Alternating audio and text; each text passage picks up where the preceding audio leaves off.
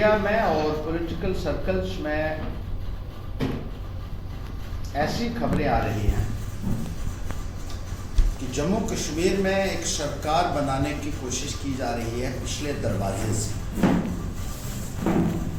इसमें कुछ ऐसे लोगों के नाम दिए जा रहे हैं जिनकी एडवाइजरी काउंसिल बनाने की बात की जा रही है, जो फ्लोर क्रॉसिंग के लिए जाने जाते हैं, जिन्होंने बार बार अपनी पार्टियां भी बदली हैं,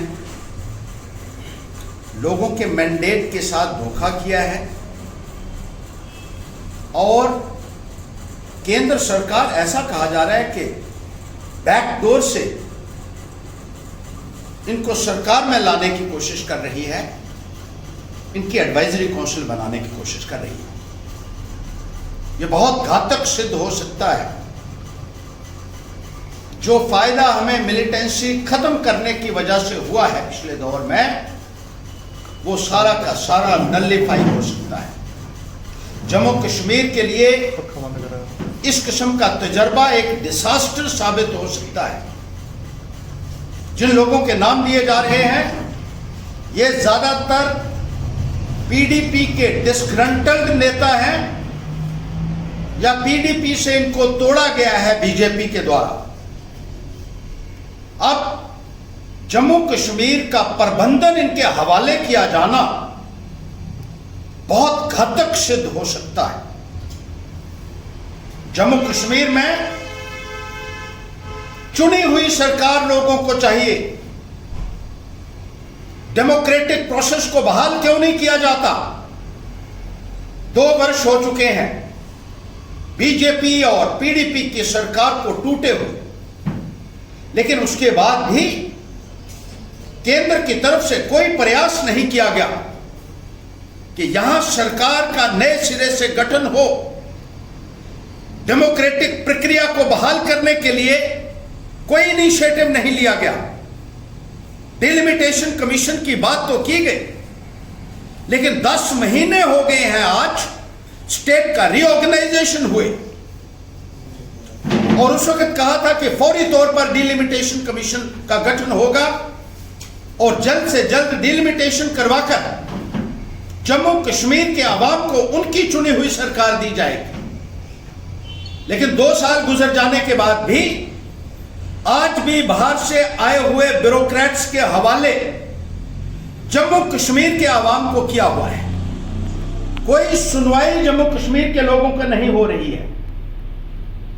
बाहर के ब्यूरोक्रेट्स को वो अंडरस्टैंडिंग नहीं हो सकती है जम्मू कश्मीर के अफेयर्स की, जो यहां के लोगों को हो सकती है।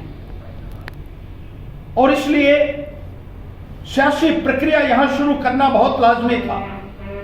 सरकार ने इस संदर्भ में बार बार वादे तो किए, लेकिन जब करने की बारी आई तो एक बार फिर से यह कहा जा रहा है कि उनके चहेतों को एडवाइजरी काउंसिल बनाकर जम्मू कश्मीर की सरकार उनके हवाले कर दी जाएगी। इस किस्म के अपॉर्चुनिस्ट नेताओं के हवाले अगर सरकार की जाती है तो यह एक बहुत ही दुखदायक होगा यहां की जनता के लिए, बहुत घातक सिद्ध होगा यहां के हालात के लिए। और ऐसे अपॉर्चुनिस्ट नेता खास तौर पर जिन्होंने बार बार अपनी पार्टीज को बदला और अब बीजेपी की गोदी में बैठकर वो ये समझते हैं कि उनके हवाले सरकार कर दी जाएगी, और बीजेपी उनको अगर इस किस्म का कोई भी पावर्स देती है, इस किस्म के अख्तियारात देती है, तो हालात खराब हो सकते हैं, बद से बदतर हो सकते हैं, और उसके लिए यह सरकार जिम्मेदार होगी। और ऐसा भी लगता है कि सरकार लोगों का ध्यान बटाने की कोशिश भी कर रही हो। इस वक्त हालात सरकार से काबू से बाहर हो चुके हैं। डोमिसाइल लॉ की वजह से भी यहां लोगों के अंदर एक एप्रीहेंशंस है, एक संशय का माहौल बना हुआ है।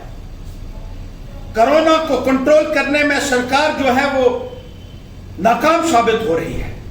4G के ऊपर लोगों के अंदर एक बहुत भारी गुस्सा है और इसी तरीके से एम्प्लॉयमेंट को लेकर बेरोजगार नौजवानों के अंदर भी एक भारी रोष देखने को मिल रहा है और सरकार इस किस्म के मिस एडवेंचर अगर करती है और किसी तरह का चोर दरवाजे से सरकार बनाने की कोशिश करती है, बैकडोर के लिए यह सरकार जानी जाती रही है पहले भी, जिसने हजारों बल्कि लाखों की तादाद में बैकडोर नौजवानों की भर्तियां करके इंसाफ के साथ एक खिलवाड़ किया, जस्टिस को डिनाई किया।